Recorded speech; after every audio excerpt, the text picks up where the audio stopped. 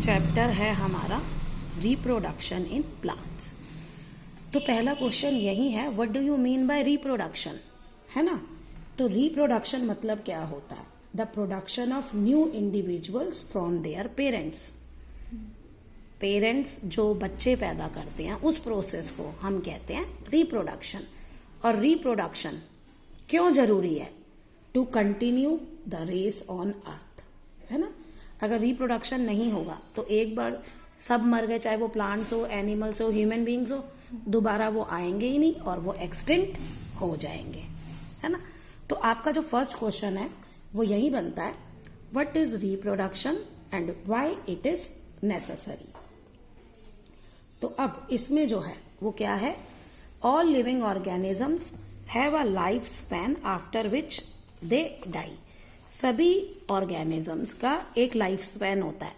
ये पढ़ोगे आपके एक कौन कितने साल मैक्सिमम जीता है। ह्यूमन बीइंग्स का अब इंडिया में 60 to 65 ईयर्स एवरेज लाइफ है।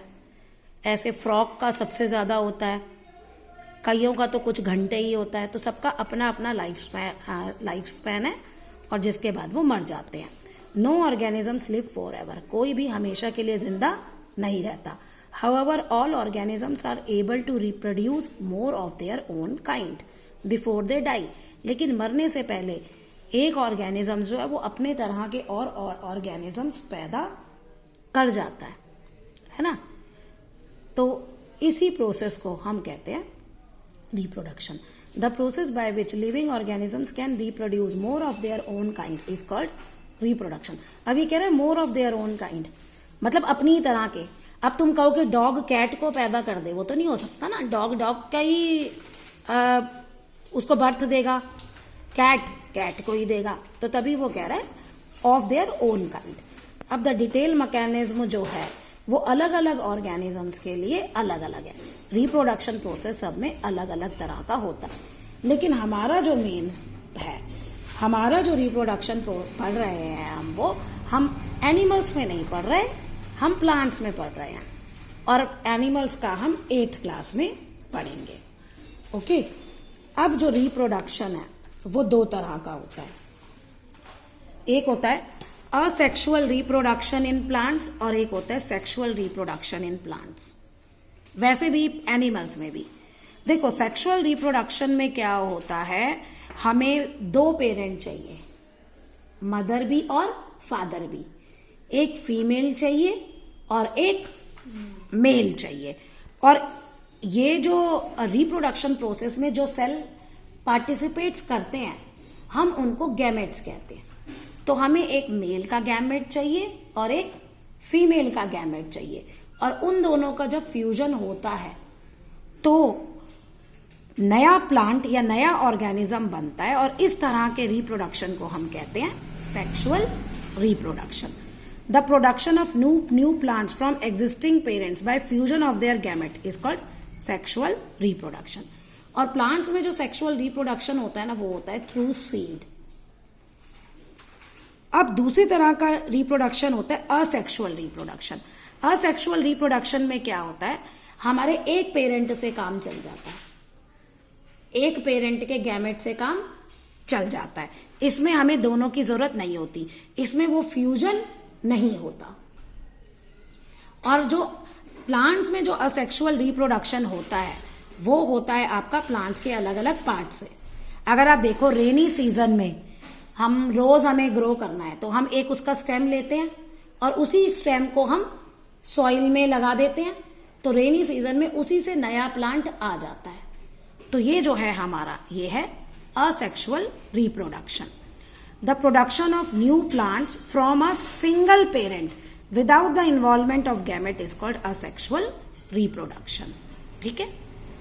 असेक्सुअल रिप्रोडक्शन में जो प्लांट आएगा ना वो बिल्कुल जो पेरेंट प्लांट है ना सेम वैसा होगा, लेकिन सेक्सुअल में थोड़ी सी वेरिएशन होती है। Let us first try to formalize ourselves with the details of the process for the plant. अब प्लांट्स के लिए करेंगे, हाउ डू प्लांट्स रिप्रोड्यूस, हम ये स्टडी करेंगे, राइट। अब जो प्लांट्स के पार्ट्स हैं वो देखो, प्लांट्स के पार्ट्स क्या है, फ्लावरिंग प्लांट है, फ्लावर होता है रूट है, स्टेम है, लीफ है। रूट, स्टेम एंड लीव्स को हम कहते हैं वेजिटेटिव पार्ट। क्यों? क्योंकि ये भी रिप्रोडक्शन में यूज होते हैं। उसमें असेक्सुअल रिप्रोडक्शन में जो आपको बताया, it is the flower that are the productive part, reproductive part of the plant.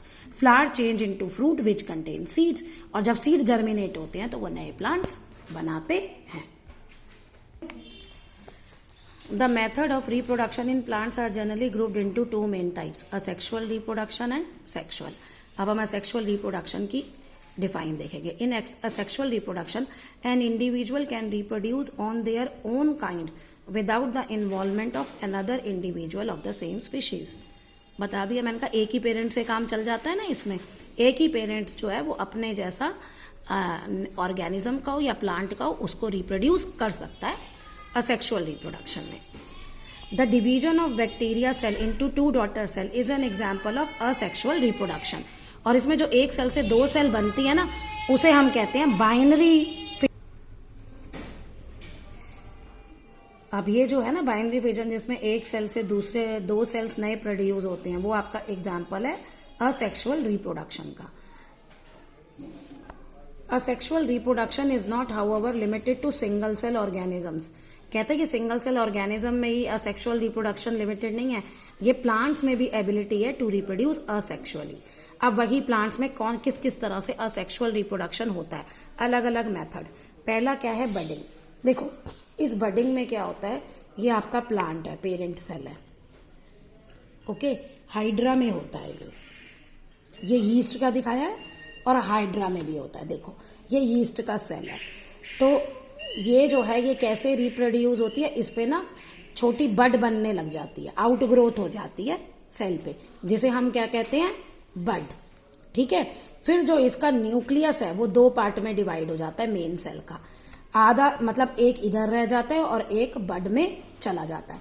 फिर ये धीरे धीरे बड बढ़ने लगती है, और जब इस बड को लगता है कि ये इससे अलग होके एक इंडिविजुअल बन सकती है, तो वो डिटैच हो जाती है, मतलब अलग हो जाती है पेरेंट सेल से, और ये एक नया ऑर्गेनिज्म बन जाता है।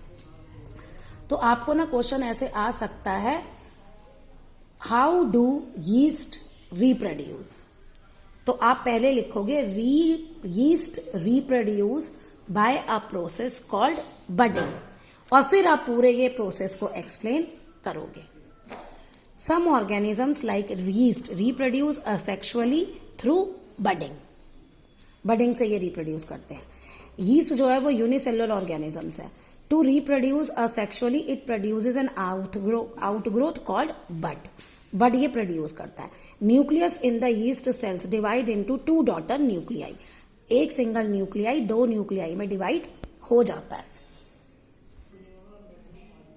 Out of these one nuclei remain in the parent cell. इन दो में से एक तो पेरेंट सेल में रहता है और दूसरा बड में मूव हो जाता है, और द बड में grow and get detach from the parent cell. तो वही बड अब बढ़ने लगती है और पेरेंट सेल से अलग हो जाती है। Sometimes another bud arise from the first bud and soon a chain of buds get formed. This process result in the production of number of yeast cell in a short period of time. कभी कभी वो कह रहे हैं ये एक बड है ना, इसी के ऊपर और बड बनने लग जाती हैं, और वो भी पेरेंट सेल से अलग हो जाती हैं, तो एक ही टाइम पे एक से ज्यादा ऑर्गेनिज्म बन जाते हैं। तो इस पे जो मेन क्वेश्चन आ सकता है वो आ सकता है, right a short note on budding, तो ये पूरा आएगा, और हाउ डू यीस्ट रिप्रोड्यूस। तो दोनों का ऑलमोस्ट आंसर सेम है।